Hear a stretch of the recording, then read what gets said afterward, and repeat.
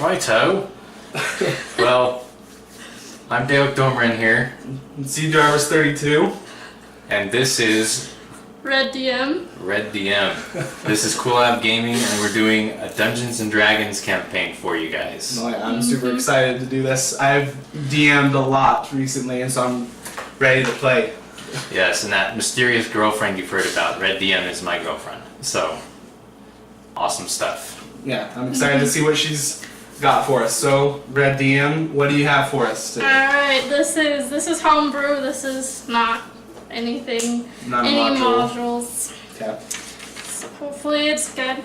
But, alright. Fantastic. Should be fantastic. So, in the land of Amirrora, it is a special land. It was only humans lived in the land of Amirrora. You can kind of tell. Yeah. And then dragonborns, elves, gnomes, dwarves, half-orcs.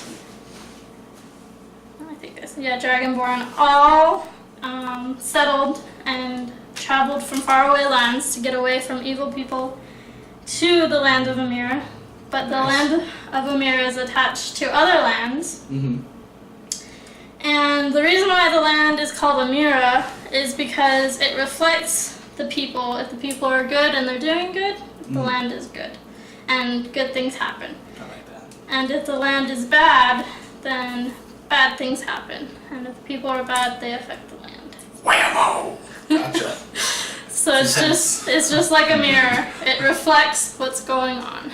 That's awesome. Good idea. And so the land of Amirrora for 9,000 years was in peace. It was good, and the people were good. And then in the year of 10,000, an evil dragon named Draco decided to take over the humans' kingdom and become the king of everyone. An overlord. Yup. Tyrannical overlord. I think we gotta go kill him. Are you sure we can't seduce him? I roll to seduce the dragon. 13? Unnatural 20 with my charisma. No. DC was 40. DC was 40. Okay. Continue. Okay,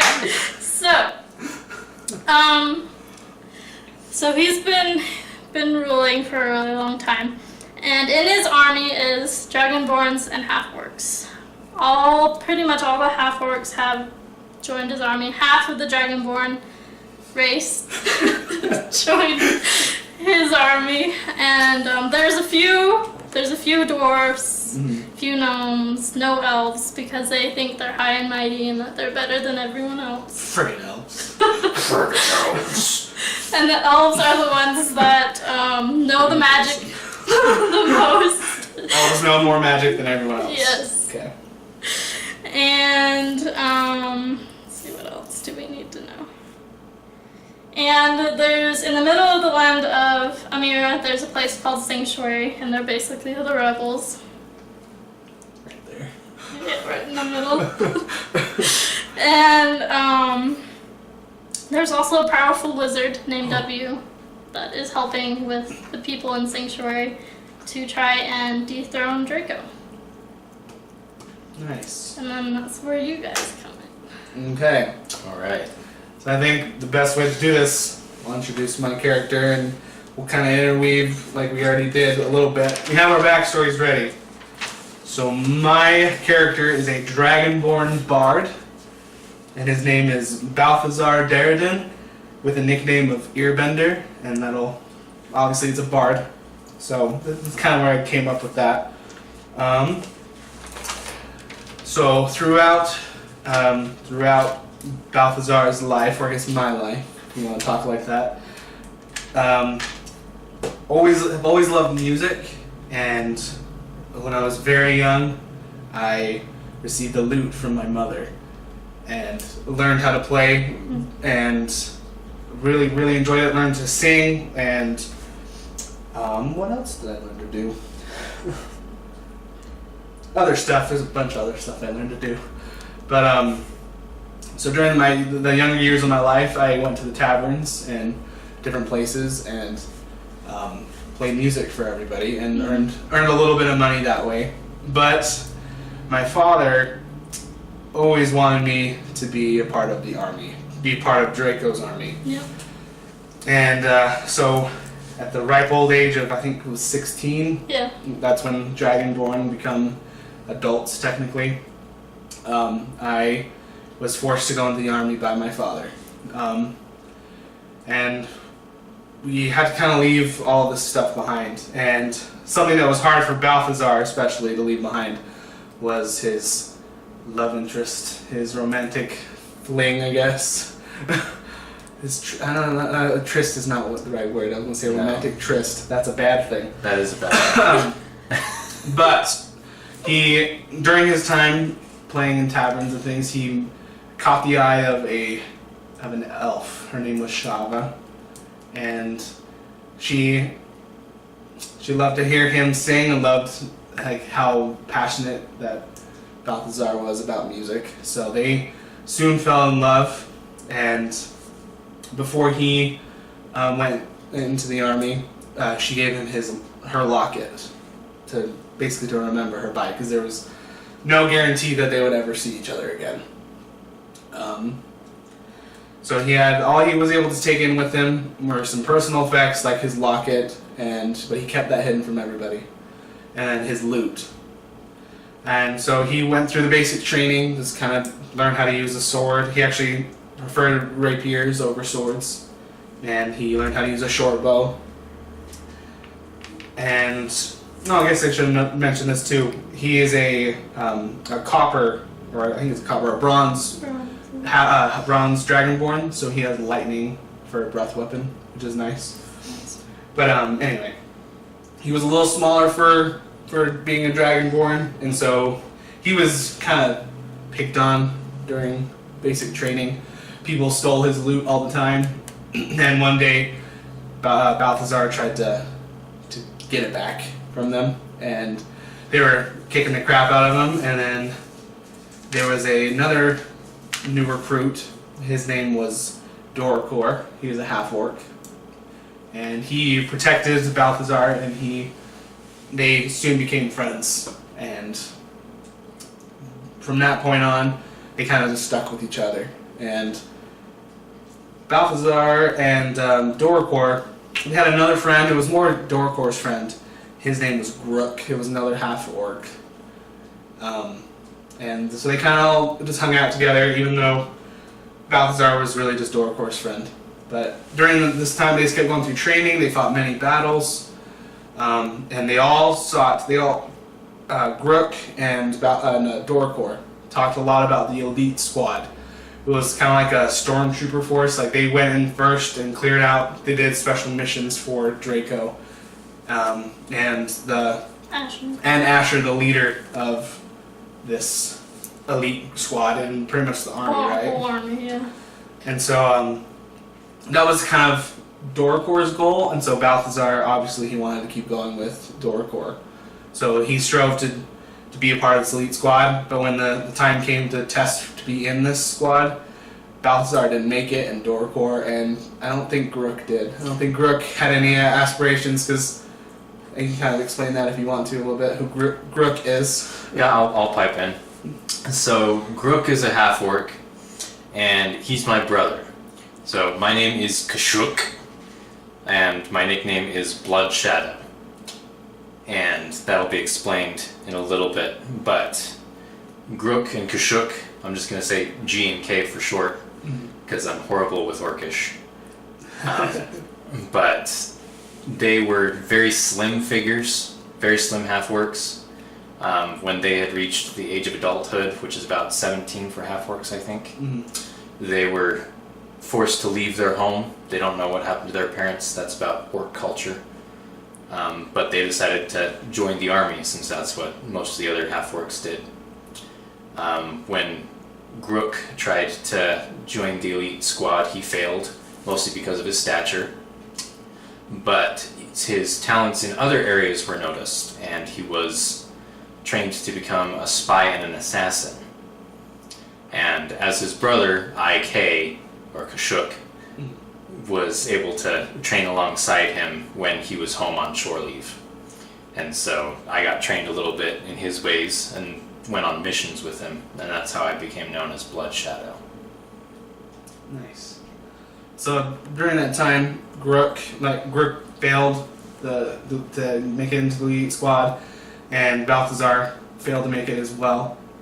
And Dorkor made it, so Balthazar was forced to just continue being in the regular army, and he was all right with it. He wanted to.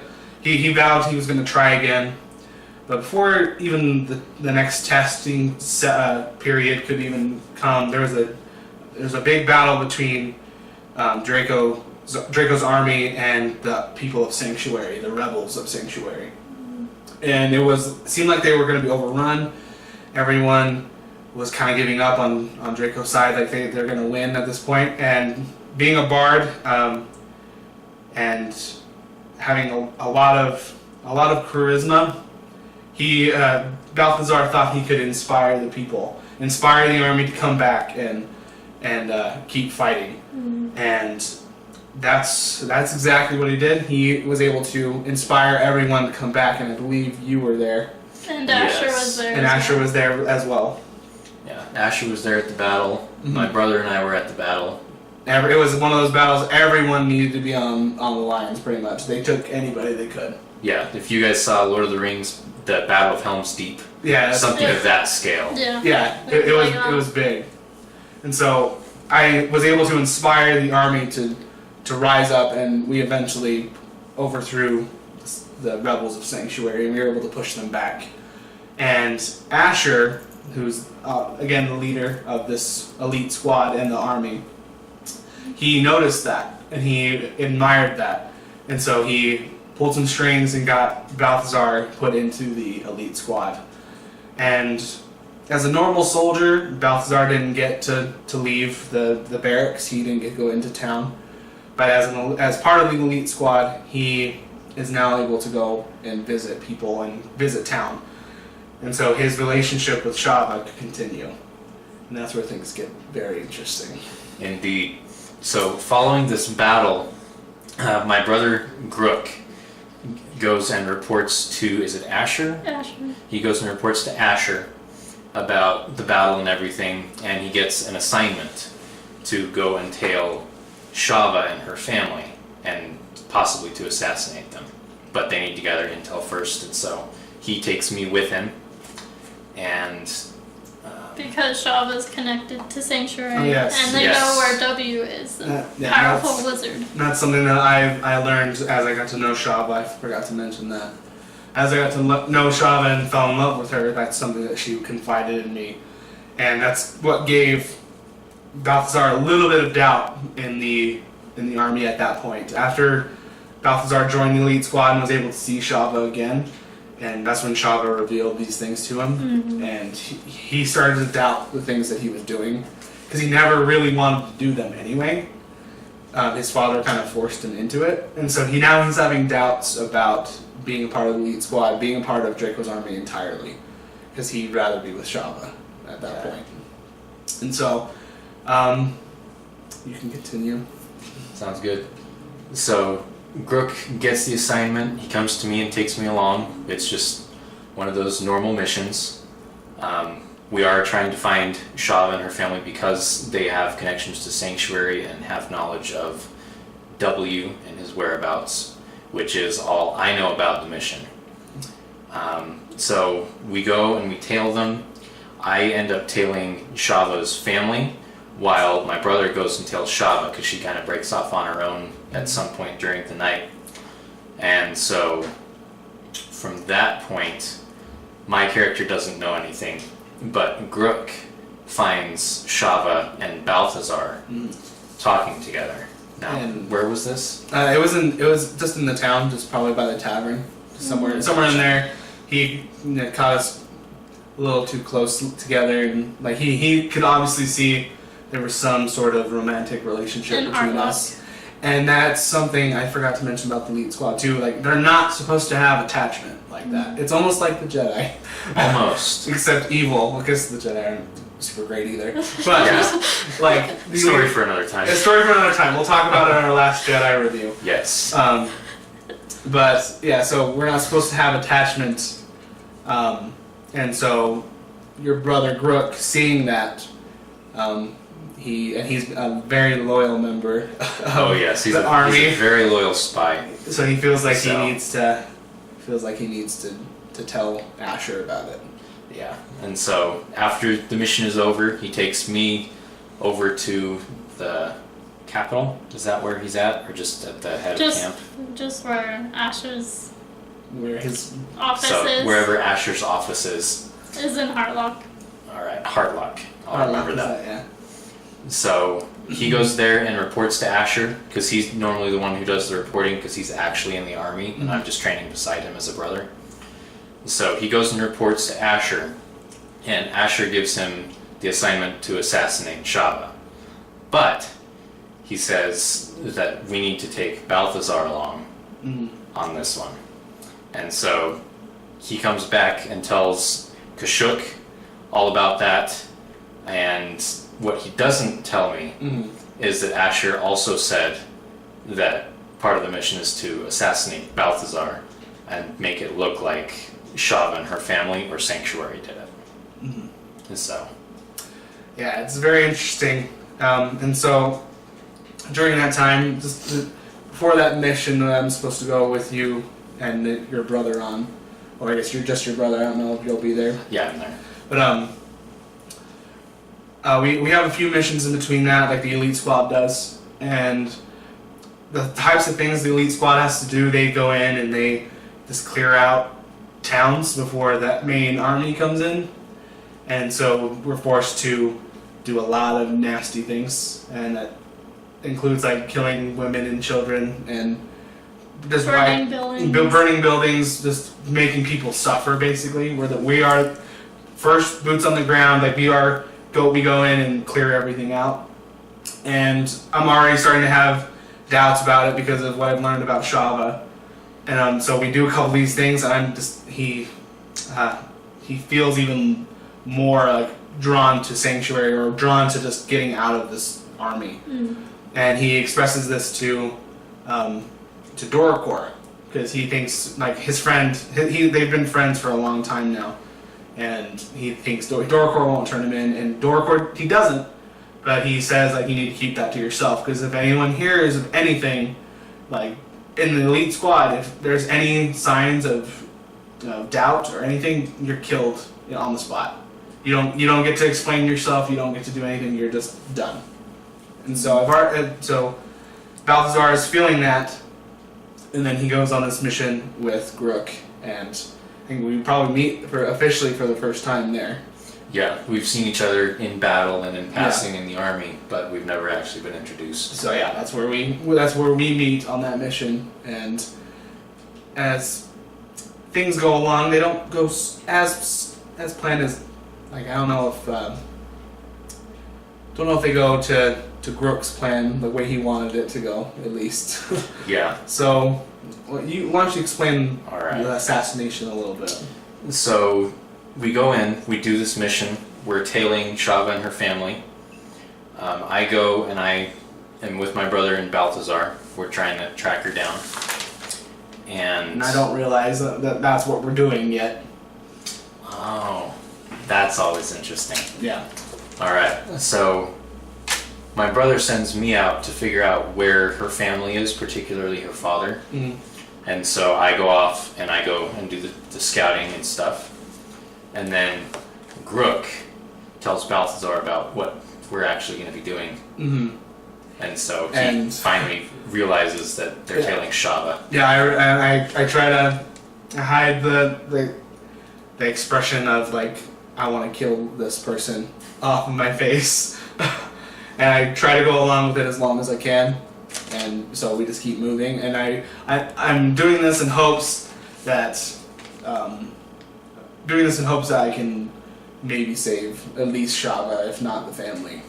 Yeah, and Balthazar is a pretty skilled entertainer with a lot of charisma. Oh yeah, and so might be able to persuade some people. He's able to pull off this deception pretty easily. And so And I know that Dorcor and the rest of the elite squad is going to be close behind us because what Grook has explained a little bit is that the assassination is going to happen, and then the elite squad's going to come in and start clearing things out. So it looks like the family just died in the midst of this clearing out. Yeah, so it doesn't look like we were going for a chain of command at all. Exactly. And so I know this. I think I know if I can at least hold off Grook and Kay, I don't remember your name. Kashuk. If I can hold off Grook and Kashuk long enough for Dorcor to get there, then I think he'll be willing to help me.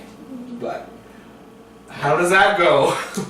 Well, I finish tailing the father, and I go back to Grook to report his whereabouts so we can plan our next move. And Grook and Balthazar have already sighted Shava. Mm-hmm. And so Grook says that our next move is to go and take out Shava. Okay. But we're going to have to wait a little bit until cover of night. Mm-hmm. And so we set up camp. Let Balthazar know that he can go into town and earn a little bit of gold if he wants. But we're just going to be sharpening our blades. Okay. And so I do go in. I try to warn Shava and her family. I don't know how you want to do that. Do you want her family to actually be assassinated? Yeah. I'm gonna say that Shava believes you, but because they're elves Mm-hmm. and you're a dragonborn, Yeah, they don't trust me. No, they're like, what? No, you're Okay. just saying. So I say, well, like, I tell them that like I'm taking Shava basically. Mm-hmm. And so I'm gonna say at that point is when you guys come. You guys maybe tailed me to make sure, because you guys knew what I was doing more than likely. I had Well, no clue. Grook tells you. Grook. Grook tells you that you guys need to follow me. Yeah. Grook is like, okay, it's time to go in. We're going to go find Shava. Mm-hmm. Balthazar might have seen her in a tavern or something, so let's go and see what's what. Mm-hmm. And so we go in, Mm-hmm. and we come across you guys Mhm. in a dark corner. Yeah. And what happens from there? From that point, Grook tells you, go handle the family, and I can take care of Shava. And so you go in and you kill the family. Mm-hmm. And that's when Balthazar stands in between. He pulls out his rapier and he stands between Grook and Shava and says, you will not touch her. And that's when we start to fight.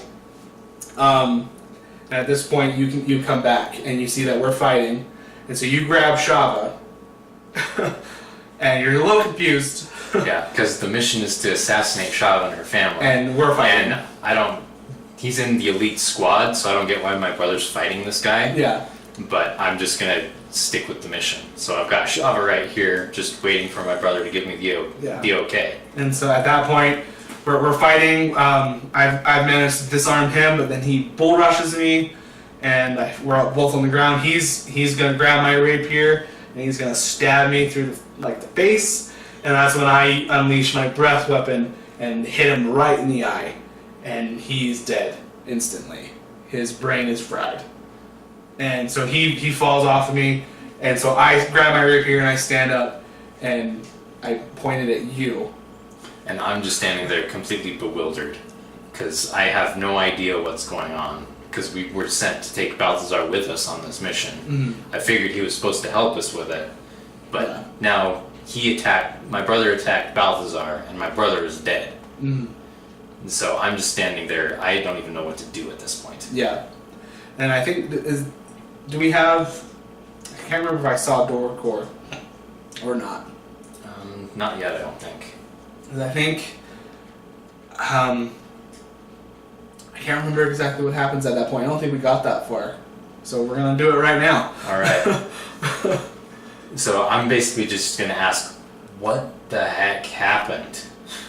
Well, With an orcish obscenity somewhere in there. yeah. I tell you what, I'll do a Dragonborn obscenity. Your friggin' brother tried to attack. He tried to kill me, and he told me that the job was to kill Shava and her family. And I'm assuming that's where you were. Yeah, they're gone. And then I put my rapier away, and ask you, please just let us leave. Well, you'll never have to see us again. I don't even care at this point. You guys just go. And then so I grab Shava, and she says we can make it to Sanctuary. If we can make it to Sanctuary, we'll be safe. They'll protect us.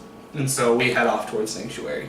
Yep. And I run right over to my brother's corpse. I want to make sure that he's dead, because if there's any chance he's alive, I'm going to save him, because he's my brother. Yeah. But there's no chance. There's no heartbeat. There's nothing. His eye's not even twitching. Mm-hmm. There's no signs of life. And that's when Doricor comes up to you, and he asks you what happened. Yep. And so Doricor comes up to me, and he's like, "Why is your brother dead?" Mm-hmm. And I reveal kind of what happened. And Doricor doesn't believe me at first, but when he looks at my brother's eye, he sees that it was struck by lightning. You can see the scorch where it hit. Yeah. And so he knows that there's at least a portion of truth in my words. So at that point, Doricor asks you for your sword, or for whatever you have. Yeah, I think it's a dagger. He just grabs one off my brother's body. He grabs a dagger off of Grook's body, and then stabs in the eye that Balthazar hit, and makes it look like he was stabbed in the eye. And they concoct a plan. Doricor tells him that, well, I guess you probably have misgivings about being in the army now as well. Yeah, Since I'm Asher a little didn't tell you shaken anything because about Asher this. didn't tell me anything about attacking you. Mm. Our mission was solely against people of Sanctuary. Mm. And so I'm just really shook up. Doricor's just standing there being a rock. Yeah. And so he's like... He offers up a plan. Yeah, he offers up a plan where I'm the scapegoat, because there's no way I'm getting out of this alive, because this is going to go on me either way. Yeah. Because the mission failed. Yeah. And so he concocts a plan to pin the blame on my brother's death on me, so that Balthazar and Shava can go free and at least get out of the army, and Balthazar isn't branded a murderer as well as a deserter. And since I'll be on the run anyway, Kashuk agrees to that plan. And so that's the reason Doricor stabbed the eye. And Don't fail. yeah, and if your mission fails in the elite squad, or just in the army in general, you die. If it's your fault, you die. Yeah, you're the example. So I pick up whatever weapons and stuff I can off my brother's body. He doesn't have anything of sentimental value, so I just hightail it out of there and I go into hiding. And so we make it to Sanctuary. Me and Shava do. Shava takes me to the leaders of Sanctuary, I'm assuming. Yeah. And I tell them everything everything I know about the elite squad and about Draco and Asher and everything I can. And at that point, I say, well, as I'm done. They ask me if I want to be part of their rebellion, part of their army, and I say I'm done being part of anyone's army. If you need an extra hand at fighting at some point, I will lend it, but I don't want to be a part of any of this. And so at that point, Balthazar and Shava go to the tavern, and Balthazar is very upset because he had to leave his loot behind, and he had to leave pretty much everything. All he had was the locket that Shava gave him before. And so over the next little while, Shava made Balthazar a new lute, and has started to teach him magic with it. Started to teach him how to use some very simple spells, and mostly to cure and some to punish, but mostly to stop inflicting pain on people. And during that time, he also teaches her. Well, he teaches her Draconic, I'm gonna say. Yeah. And then she teaches him Elvish in return. And for the past 2 years, it's now Balthazar is now 24 years old and Living in Sanctuary. Yep. And Kashuk hid out for about a year before making peace with the fact he'd never have a home in the army or anywhere near it. So he made his way to Sanctuary as well. Or in Laban, even. Or where's Laban? It's right like there. right there. That's where the half orcs live. Okay. Yeah, I kind of don't have a home there at all. No. So I make my way to Sanctuary, and I dwell there for about a year, just helping out the local blacksmith, mostly finding materials. Yeah. And during that time, do we see each other at all? Maybe in passing in the tavern. And maybe we just see it as like we can't talk to each other, Yeah. like, or maybe we just don't want to talk to each other. Maybe I don't. Maybe Balthazar or I don't want to talk about the past, and you're just a reminder of what happened. And I'm just End of the army. end of the army. So I try to keep my distance as much as possible. Yep. And I grew very used to being a loner Yeah. during my year in the wilderness. So And I think whatever is going to happen next is where that'll pick up. We're just both in Sanctuary. I'm Yep. working as a bard, as a bard in the tavern, Mm-hmm. playing songs and making money that way. And you're working with the blacksmith. Mm-hmm. all right. Anything else you want to add?